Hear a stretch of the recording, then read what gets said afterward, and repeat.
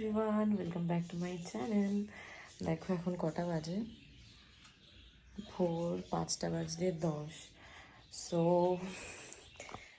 Caption আর thumbnail দেখে তো বুঝেই গেছো, অ্যাকচুয়ালি আজকে যাচ্ছি তারাপীঠ। তো ভাবলাম চলো ব্লগটা তোমাদের সাথে শেয়ার করা যাক, কী করছি না করছি, কীভাবে যাচ্ছি। তো এই জন্যই মেনলি আজকে শুরু করছি ব্লগটা। আর এই জাস্ট আমি ঘুম থেকে উঠলাম, 5:30 নাগাদ বাড়ি থেকে বেরোবো। তো যাই, এখন ফ্রেশ হয়ে নিই আর রেডি হই, তারপরে আবার তোমাদের সাথে দেখা হচ্ছে, ঠিক আছে? স্টে টিউন, একদম স্কিপ না করে পুরো ব্লগটা দেখতে থাকো। সো চলো ফ্রেশ হয়ে তারপর আবার দেখাচ্ছি।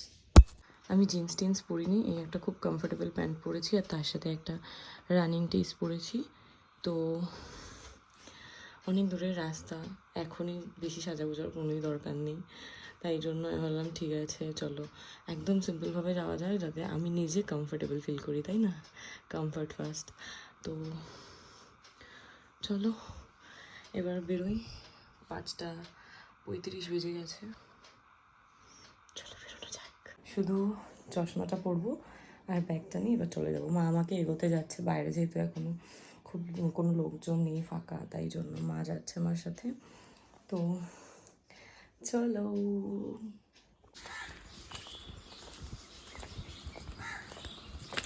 গেছি, একটা টোটো পেলাম না। কি সুন্দর লাগছে দেখো সূর্যটাকে। এখন রাস্তায় শুধু বড় বড় লরি, বাস, এইসব। স্টেশন যাবো যে একটা টোটো পেলামই না, দেখি মাঝ রাস্তা দিয়ে যদি পাই। ফাইনালি হাফ রাস্তা আসার পর আমি আর বাকি হাফ রাস্তাটার জন্য টোটো পেয়ে গেছিলাম। বাট এই টোটোর থেকে যাওয়া, মানে টোটো করে যাওয়ার থেকে আমার হেঁটে যাওয়া অনেক ভালো। এত ঝাঁকুনি, রাস্তার অবস্থা দেখতেই পাচ্ছ। আর টোটোটারও হালাত খুব খারাপ ছিল, মনে হচ্ছে যেন আমার হাড়গুলো সব গুড়িয়ে যাচ্ছে শরীরের মধ্যে। যাই হোক, দেন স্টেশন পৌঁছে গেলাম।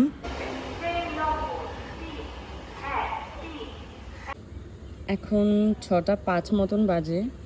সেই 6:17-তে আমার ট্রেন আছে, আর মাঝে আর কোনো ট্রেন নেই, তো ওয়েট করছি এখন সোদপুর স্টেশনে।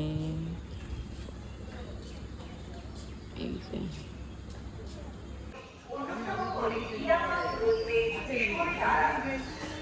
কি পরিমাণ ঘামছি বুঝতে পারছো, এই যে পুরো ডিরেক্ট সূর্যের তাপটা পড়ছে, তাই আমি থামটার আড়ালে আছি, দেখাচ্ছি।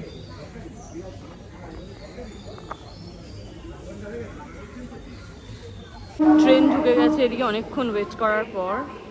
তো তারপরে নৈহাটি নেমে খেয়ে নিলাম হচ্ছে পরোটা আর ঘুগনি।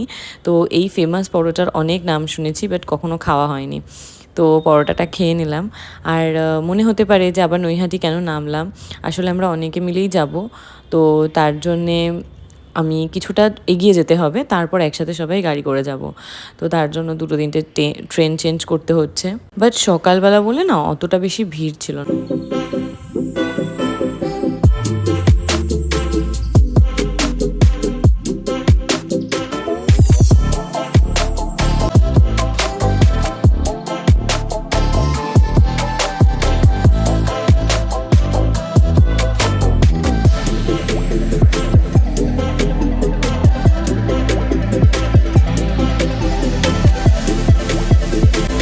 এই প্রায় ধরো 8:05 মতন বেজে গেছে। তো আমরা নেমে গেছি, যতক্ষণে ওরা আসছে ততক্ষণে এইখানে সামনে সুন্দর সুন্দর বেশ ওই বারুইপুরের মতন পেয়ারা দেখতে পেলাম, তো ওগুলো কিনে নিলাম সবার জন্য।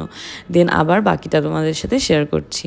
পেয়ারাগুলো এত মিষ্টি, আমি আর ওয়েট করতে পারিনি, দেখেই বুঝতে পারছো। তো এরকম সাদা ধরনের পেয়ারাগুলো না খুবই মিষ্টি হয়। তো ওয়েট করতে করতে বোর হয়ে গেছিলাম, সবার জন্য পেয়ারা কিনলো। ওখানে দাঁড়িয়ে দাঁড়িয়ে আমি 2টো খেয়ে নিলাম। পেয়ারাগুলো যদিও ছোটোই ছিল। আর আমি না সবসময় রাস্তায় বেরোলে একটু তেলে ভাজাটা অ্যাভয়েড করে চেষ্টা করি ফল বা ছানার সন্দেশ এইসব খাওয়ার। তো এটাই হলো ব্যাপার, সকাল সকাল পেয়ারা খেয়ে নিলাম ব্রেকফাস্টের পর। তো আমরা এবার রওনা দিয়ে দিয়েছি, আর এখন বাজে ওই 9:10 মতন। আর একটা জিনিস দেখবে, যখনই একটু দূরের রাস্তায় কোথাও যাওয়া হয়, সেটা ট্রেনে হোক, বাসে হোক বা গাড়িতে হোক, যেখানেই হোক, যদি রাস্তাটা দূরের হয় তো প্রচুর এরকম চুটুর পুটুর খাওয়া দাওয়া হয়। তো যে পেয়ারাটা নিয়েছিলাম সেটাই এখানে নুন দিয়ে কেটে নিয়েছি। আর তারপর এখান থেকে যখন রাস্তা দিয়ে যাচ্ছি আর কি, খেলাম বিস্কিট, খেলাম এখানে চিড়ে ভাজা, তারপর খেলাম কেক। তো এরকম চুটুর পুটুর খেতেই মানে থাকছিলাম। আর কি। আর তারপর এখানে বর্ধমান ক্রস করে গেছি, আর এত সুন্দর গ্রামের পরিবেশ দেখতে খুব ভালো লাগছিলো। এত গ্রিনারি তো সহজে দেখা যায় না আমাদের এদিকে, তো একসাথে যখন এত সবুজ দেখি মানে চোখেরও শান্তি, সাথে সাথে মনেরও একদমই শান্তি। খুবই এনজয় করছিলাম রাস্তাটা দিয়ে যাওয়ার সময়, আর আমি তো এক পলকও বোধহয় ফেলিনি যে কিছু মিস করে যাব এই জন্য। আর সব থেকে বেশি ভালো লাগছিল তাল গাছে তাল শ্বাস হয়ে আছে, আর খেজুর গাছে এত খেজুর। এই টাইমটাতে পাকা খেজুর মানে খেজুর পেকে যাওয়ার কথা, বাট পাকেনি, তাও আমাকে এই ছড়াটা পুরো পেরে দিয়েছে, বললো বাড়ি নিয়ে গেলে নাকি পেকে যাবে। যাই হোক ফাইনালি আর আনা হয়নি। তারপর তো ক্রস করলাম, এখানে বোলপুর ঢুকে গেছি, আর এটা ওই সোনাঝুরি যাওয়ার যে রাস্তাটা সেটা।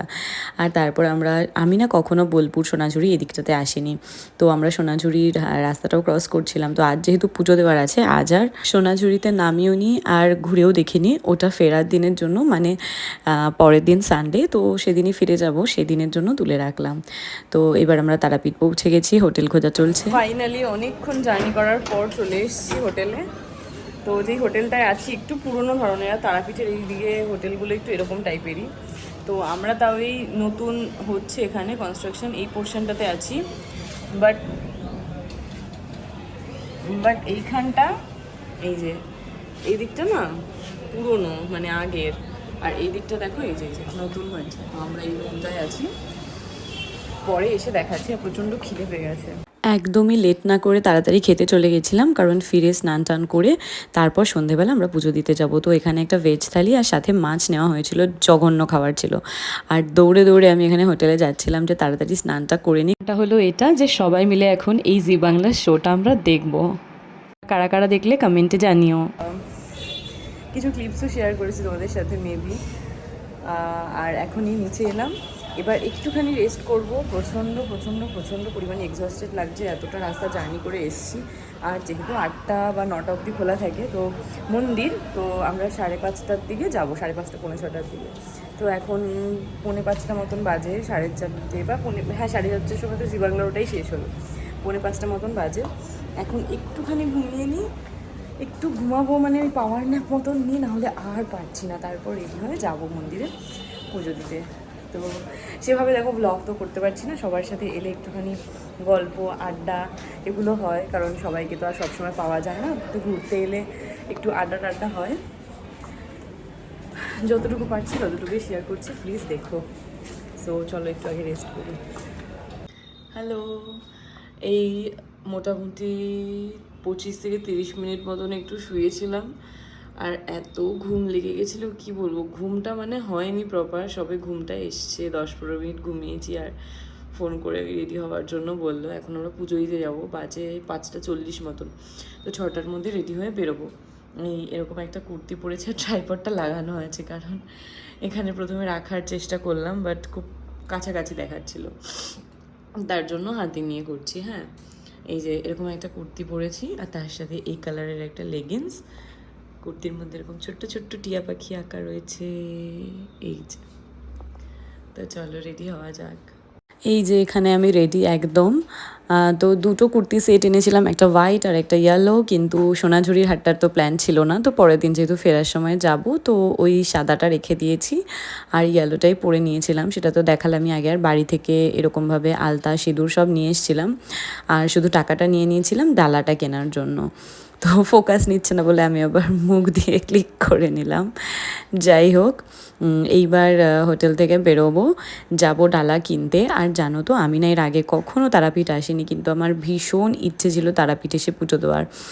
আর তারাপীঠ আসার এই হুজুগটা আমিই তুলেছিলাম, কারণ হঠাৎ করেই কেন জানি না মন খুব টানছিল তারাপীঠ আসার জন্য। ফার্স্টে ভাবছিলাম আসবো কি আসবো না, তারপর অনেক দোনোমনো করে ভাবলাম না, মা ডেকেছে যখন যাই। কারণ ঈশ্বরের ইচ্ছে ছাড়া কখনোই তুমি পুজো পার্বণ এগুলো করতে পারবে না। ঠিক যখন ইচ্ছা হবে তখনই করতে পারবে। আর এতগুলো বছর হয়ে গেল লাইফের, কিন্তু কখনো তারাপীঠ আসিনি, কিন্তু এখন আসলাম। অবভিয়াসলি মা টেনেছিল তার জন্যই। যাই হোক, এবার আমি বেরিয়ে গেছি। আর এখানের ভিড় দেখে তো আমার মাথা ঘুরে গেল। আমাদের দক্ষিণেশ্বর মন্দির না অনেকটা বড়, যেহেতু এত ভিড় হলেও এত ক্রাউডটা বোঝা যায় না, কিন্তু এটার যেহেতু জায়গা ছোট তো ভীষণই ক্রাউড থাকে, আর সেটা বোঝাও যায়। এক্সস্টেডও লাগে, বাট মায়ের পুজো তো একটু কষ্ট করে না দিলে হবে না। তো এখানে দেখছিলাম বাড়িতে ঠাকুরের জন্য কিছু নেওয়ার জন্য, কিন্তু আমি সেদিনকার আর নিতে পারিনি, নিয়েছিলাম পরের দিন। তো সেটা নেক্সট ব্লগে তোমাদের সাথে শেয়ার করে দেবো। বাট দেখে এত সুন্দর লাগছে জিনিসগুলো যে ভাবছিলাম যে কোনটা ভালো হবে নিলে। আর তারপর তো আমাদের সবার ডালা মানে আলাদা আলাদা করে নিয়ে এরকম একটা ঝুড়ির মধ্যে দিয়ে দিল। এবার সেটা নিয়েই আমরা পুজো করব। আর পেছনে একটা জায়গা থাকে না, আমরা সেখান থেকে পুজোটা দিয়েছি। ঠিক জায়গাটার নামটা আমার মনে পড়ছে না, যারা তারাপীঠ গেছো তারা বুঝবে। একদম মায়ের মন্দিরের ভেতর ঢুকে দিলে তো 7-8 ঘন্টা লেগে যেত, কিন্তু মায়ের দর্শনও আমরা করতে পেরেছি। আর কি ক্রাউড দেখো, শুধু মায়ের মুখটা একবার দেখার জন্য প্রত্যেকটা মানুষ কত উত্তেজিত। আমরা পুজো দেওয়া হয়ে গেলে তারপর একে একে গিয়ে মায়ের দর্শনও করে নিয়েছি। তোমাদেরকেও একটু পরে দেখিয়ে দেবো মাকে, তোমরাও বাড়ি বসে মাকে দর্শন করে নাও আর মনের ইচ্ছে বলে দাও মাকে।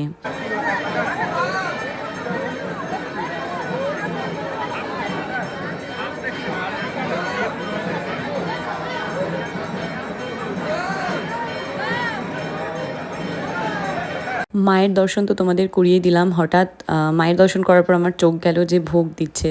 তো মায়ের একেবারে সন্ধেবেলার ভোগ, অনেকক্ষণ ওয়েট করে ভোগটা কিন্তু প্রাপ্তি হয়েছে অবশেষে। এই আমরা পুজো দিয়ে এলাম আর ভীষণই ভালোভাবে পুজো দিয়েছি। আর তারাপীঠের এই ডিটেল একটা না তোমাদেরকে আমি বসে ভালো করে বলে দেবো যে কীভাবে কী পুজো টুজো দিলাম। তোমরা নিশ্চয়ই অনেকে এসছো, আবার অনেকে আসোওনি, তো বলে দেবো। আর এখন এই এসে একটু রেস্ট করছি, এত এক্সস্টেড লাগছে। কাল রাতেও বেশি 2 ঘন্টা ঘুমিয়েছি, বেশিক্ষণ ঘুমাইনি আজকে আসবো বলে। আর আজকে এসে থেকে তো চলছেই, তো অনেকবার তো বলে ফেলছি। যাই হোক, রাতে বোধহয় মাটন হচ্ছে, বানাতে দেওয়া আছে এদেরকে। আর এখন চিকেন কষা হতে পারে, জানি না। আমি উপরে যাই, তারপর দেখছি যে কী ব্যবস্থা। আর আমার ফোনে না স্টোরেজ ফুল দেখাচ্ছে, আমি জানি না আর কতটা শেয়ার করতে পারবো তোমাদের সাথে। বাট খাবারের ওই পার্টটুকু দেখিয়ে আর যদি না দেখাতে পারি তাহলে ওখানেই ব্লগটা এন্ড করে দেবো, ঠিক আছে? তেমনটা তোমাদের বললাম, সন্ধেবেলার জন্য চিকেন কষা বানাতে দেওয়া ছিল, সেটা দিয়ে গেছে। আর রাতের জন্য ছিল একদম লাল লাল পেঁপে আলু দিয়ে মাটনের ঝোল, আর সাথে ছিল গরম ভাত। ভাতের আর ক্লিপসটা নিয়ে নিই।